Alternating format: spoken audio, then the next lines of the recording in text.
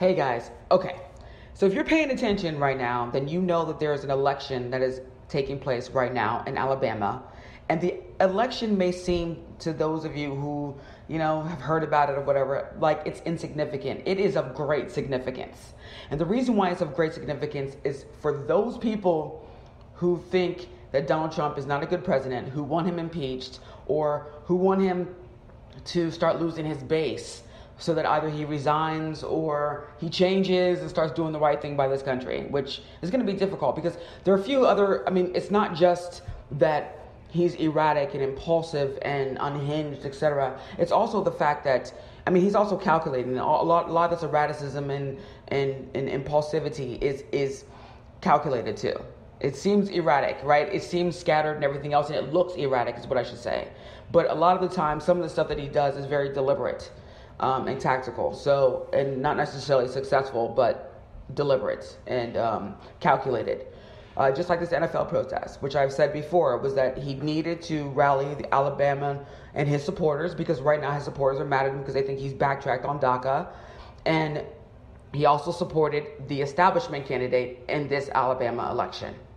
So right now he's supporting Luther Strange, and allegedly Luther Strange is going to lose to Roy Moore. Roy Moore is being supported by Steve Bannon, Sarah Palin, Sean Hannity, Laura Ingraham, like all these people that supported Donald Trump, these diehard Trump sycophants.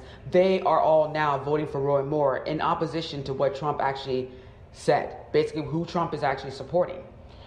And that's amazingly interesting because, one, it's showing you that people are not completely aligned with Trump. Even those media figures who are out there that are just making a living off of being, Trump cultish, fanatics.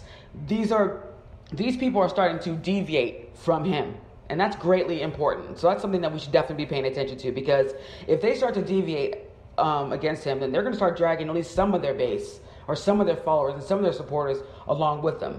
If you notice, Ann Coulter, for a while, she was going off on Trump. And she's also supporting Roy Moore. So right now, Trump is basically on this isolated island where he looks like he's a swamp creature, and that he's supporting the swamp because allegedly Roy Moore raised like $2 million.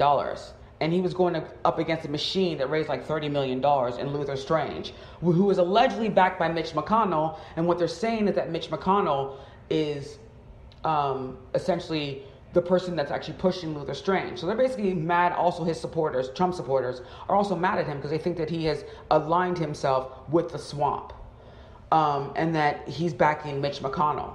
And so they're not happy with him right now. And Trump supporters are allegedly, in Alabama, they're allegedly going to be voting for Roy Moore too. He's in the polls. He's up even after Trump endorsed him and did a rally for him in Alabama and made those disparaging and just repulsive comments about sons of bitches and stuff like that. Even after all that and trying to rally the people in Alabama, Roy Moore actually took a greater lead. Even Nigel Farage from Britain, who was basically another Trump sycophant, who was just Trump, even though he's from, England, but he was somebody who was like a prominent figure over there that supports the whole Trump agenda because he thinks the Trump agenda aligns with his particular agenda. So anyway, today, in this particular election, it's alleged that Roy Moore is going to win. And if Roy Moore wins, that means Trump backed the losing candidate. If Trump backed the losing candidate, then that means not only did he just lose health care, because yes, that also happened too. He just lost again on health care repeal and replace. He just lost again. And yes, he lost. And something I want to talk about that too. He lost. It wasn't, you can blame Republicans too, and you can say they definitely have something to do with it because they were trying to rush through a bill that hadn't even had a CBO score. There hasn't been any real debate on it. They're not engaging the public. They're not acting like leaders. The Republicans were just an opposition party. They've proven that the last 9 months they've been ineffective. So now we know they're just an opposition party. They were never supposed to govern. That was never what was supposed to happen. This is not the party you should vote for. They don't know what they're doing. They don't know how to govern.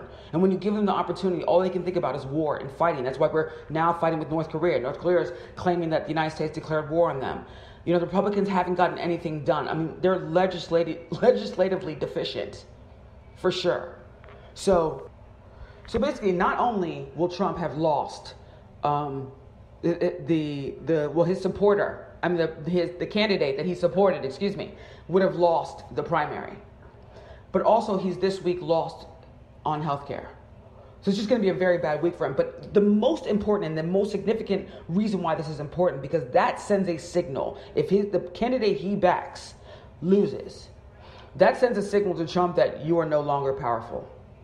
If in Alabama, probably one of the most racist states in the union, if Alabama is unwilling to back Trump on this one, then Trump doesn't have the support that we thought he had. That base that we thought was so solid, they're not as solid as we thought they are. There are cracks now. And that's important because if there are, that's going to give the GOP more backbone. And we need the GOP to get a backbone.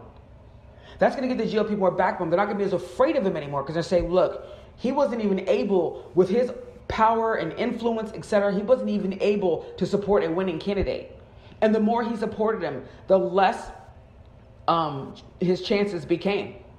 So that's going to make Republicans much more comfortable going against him. And if they're much more comfortable going against him, then they're much more likely to do the things that we want them to do, which is move further towards impeachment. Let's face it. The guy is unfit. Even when you hear him talk, he's not even eloquent. He's not intellectually sophisticated. A president should be intellectually sophisticated. A president should have a good grasp on the issues. A president should be able to answer questions without running off on a tangent. A president should be able to look presidential. And what does that mean? You look like somebody who has command of things.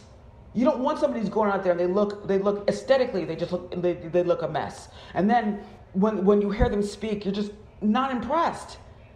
You're looking for the eloquence, some kind of eloquence, and at least presentation-wise, the person operates and behaves like a president, not like a buffoon, and he behaves like a buffoon.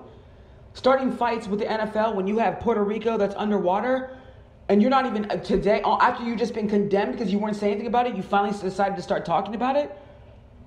You've got North Korea saying that you declared war on them. You've got a healthcare bill that you're not out there advocating for, you're not out there fighting for. You have an election and a candidate that you're supposed to be backing and supporting, and you're worried about the NFL protests? Because we all know why that was. That was not about the NFL protest. That was because he needed to show the people in Alabama that he was still like them. He needed to galvanize their support because he's been failing consistently, and they know it. And they think he's becoming a swamp creature. And believe me, I know because I pay attention to all these things. I read the tweets. I actually posted tweets on SylviaExpress.com. If you want to go check those out on SylviaExpress.com, you'll see a host of tweets in an article from Trump supporters who are just sobering up. Like, no, I've had it. I've had enough. I'm done.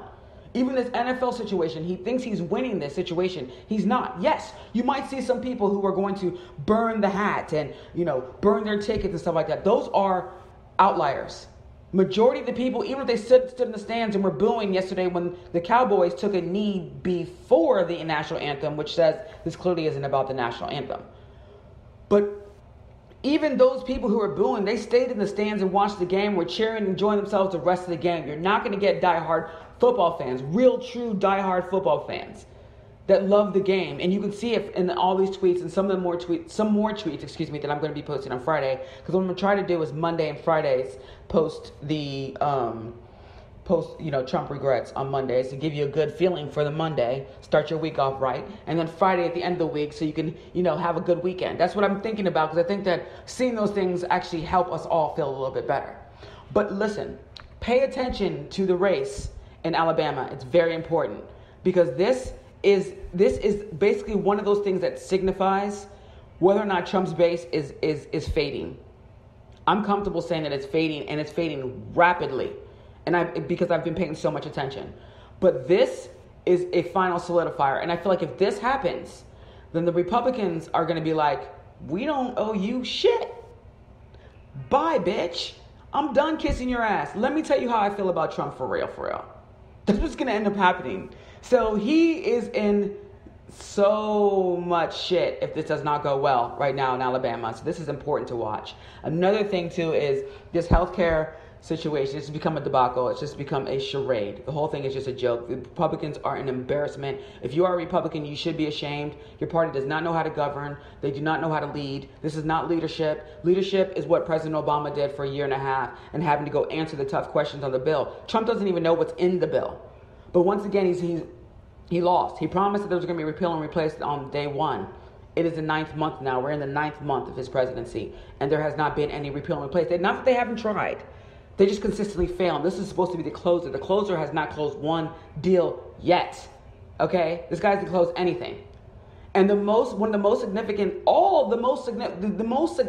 things that this guy said he was going to do, he has not been able to do. So this election, watch it, because it is going to explain to you whether or not Trump still has the power that you thought he had. And if he doesn't, that's good for all of us and the resistance. Till next time.